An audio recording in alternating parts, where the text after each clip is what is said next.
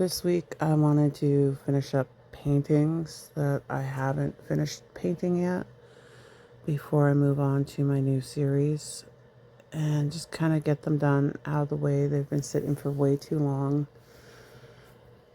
There are three larger pieces and I just feel like they need to be finished before I can move on to these new series. I have two series that I want to start right away here.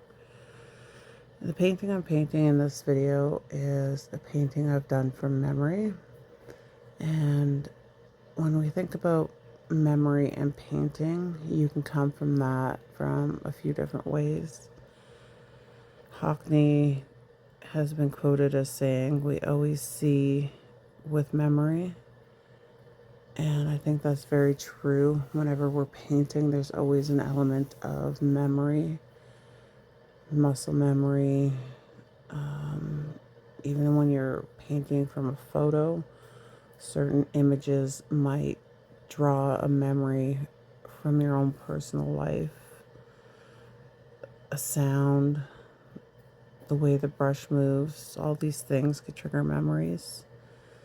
Da Vinci said that training the mind to retain visual detail was an important aspect of being an artist, which is very true when we are looking at the world. You have to look at it in a different way when you're an artist. You look at it in shapes and colors, and a lot of the time it's taking in those details that you might not normally think to take in if you weren't looking at it from the perspective of an artist, which is a skill that can take a while to develop. But once you get in the habit of that, it's hard to see the world as you once did before. I'm not sure if that makes any sense, but if you know, you know. And today I was reading a little booklet that I had picked up when I had gone to the Dali Museum in Spain, about the persistence of memories.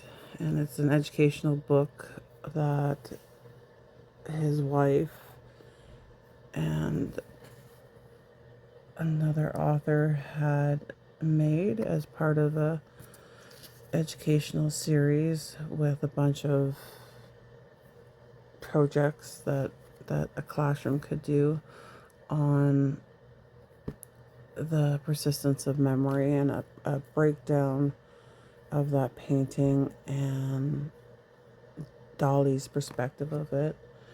And one of the things that that particular painting touches on is the role of memory on will and consciousness. So there's a lot of different perspectives to look at memory.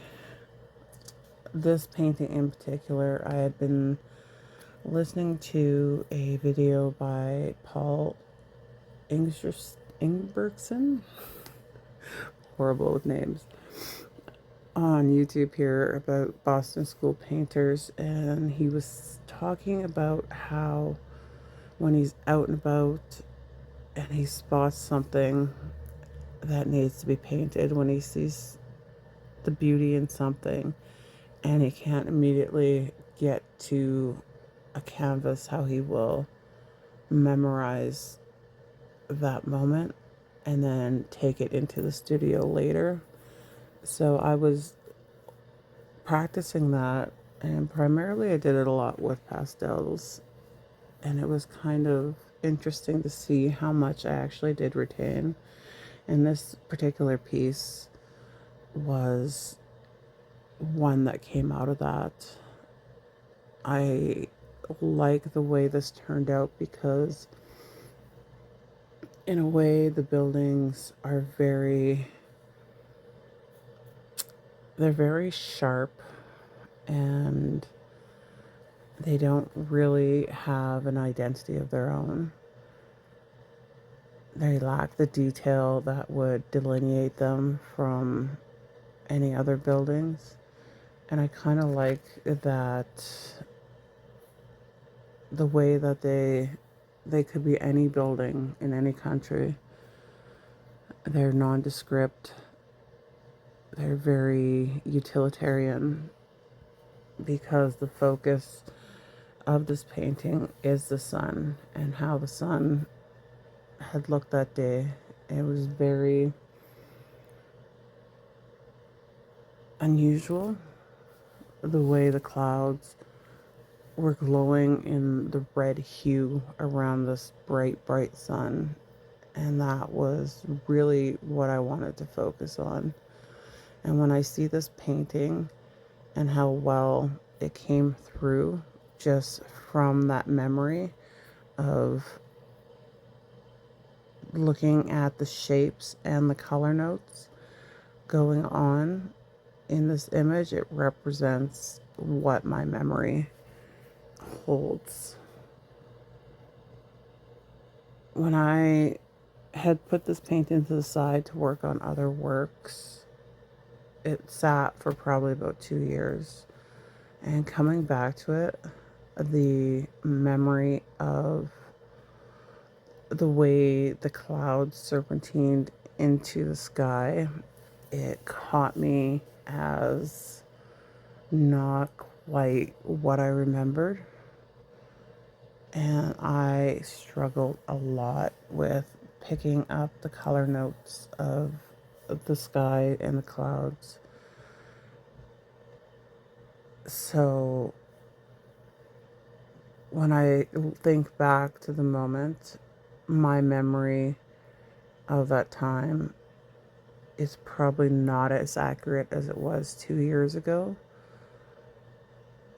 And trying to paint the reflection that the initial reflection that I got down on the canvas 2 years ago just didn't feel right. It didn't match what my memory was retaining.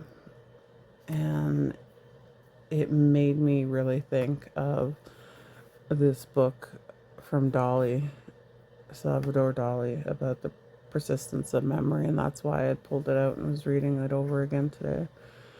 And how our memories will shape our will, and how our memories will sometimes override our consciousness of what is real and what is surreal. And it just made me intrigued that an element I was trying to replicate from a Boston school painter resonated so well with an interpretation of a surrealist painter, and how when we sit down at the easel,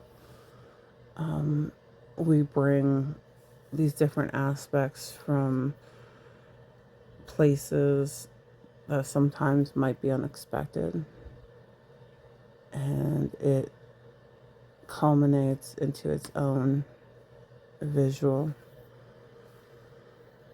So at first I was fighting to find the color notes, and when I just relaxed and sat back and came back to the canvas, the color notes found me. And I think I really enjoy the way that this painting ended up turning out. It reflects well with what my memory was, and when I see the way the sun comes out, it gives me a little smile. Have a good day.